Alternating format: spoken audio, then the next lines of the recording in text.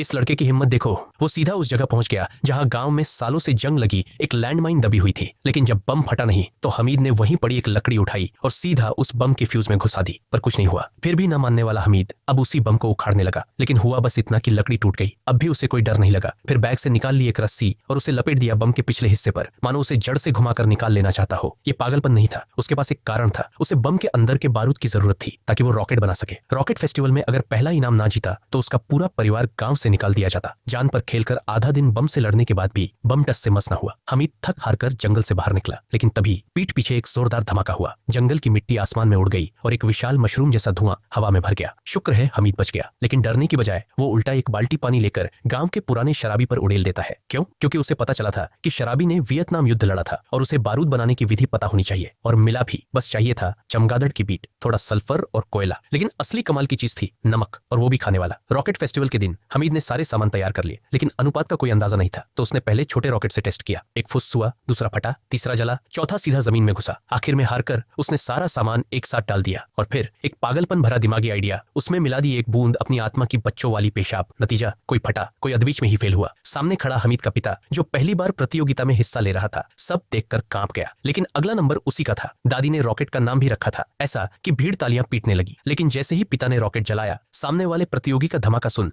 वो डर गया और रॉकेट उसके हाथ से छूट गया और वो सीधा गांव के एक घर की तरफ चला गया। दादी गुस्से से चिल्ला उठी, अब तो गांव छोड़ना ही पड़ेगा। गांव वाले भी मजाक उड़ाने लगे। लेकिन फिर आया फिनाले, सबसे ज्यादा उम्मीद वाला प्रतिभागी। उसका रॉकेट आसमान चीर गया, बादलों में समा गया। बारिश नहीं हुई, पर जीत तो उसी की मानी गई। पर तभी हमीद वापस आता है, सीधा स्टेज की तरफ बढ़ता है, बिना कुछ बोले अपने रॉकेट को लॉन्च करने के लिए चढ़ने लगता है। लेकिन लोग उसका मजाक उड़ाते हैं। इतना छोटा बच्चा, और होस्ट तो उसे भगा ही देता है। निराश हमीद अपने पिता के पास आता है, क्या आप मेरा रॉकेट छोड़ देंगे? लेकिन जो आदमी अभी सबके सामने बेइज्जत हुआ हो, उसका जवाब ना में होता है। तभी दादी भीड़ से निकलती है और चीख पड़ती है कुछ ऐसा जो गांव की हवा हिला देता है। हमीद की आंखों में अब आंसू है। वो फिर भी पूछता है, क्या कोई है जो मेरी मदद करेगा? लेकिन सब मुंह फेर लेते हैं, यहाँ तक कि उसका पिता भी। फिर हमीद दौड़ता है अकेला, पर उस अकेलेपन को देखकर पिता का दिल पिघल जाता है। आखिरकार वो रॉकेट को लॉन्च करने के लिए तैयार हो जाता है। स्टेज पर सब पीछे हटते हैं। अब ये छोटा लड़का कुछ न जाने क्या कर बैठे, और जैसा उन्होंने सोचा वैसा ही होता है। रॉकेट जलते ही लॉन्चिंग टावर में आग लग जाती है, लेकिन हमीद रुकता नहीं। वो दौड़ता है सीधा आग की तरफ, क्योंकि उसे नहीं पता उसका रॉकेट चलेगा भी या नहीं। पिता को गले लगाता है, माफी मांगता है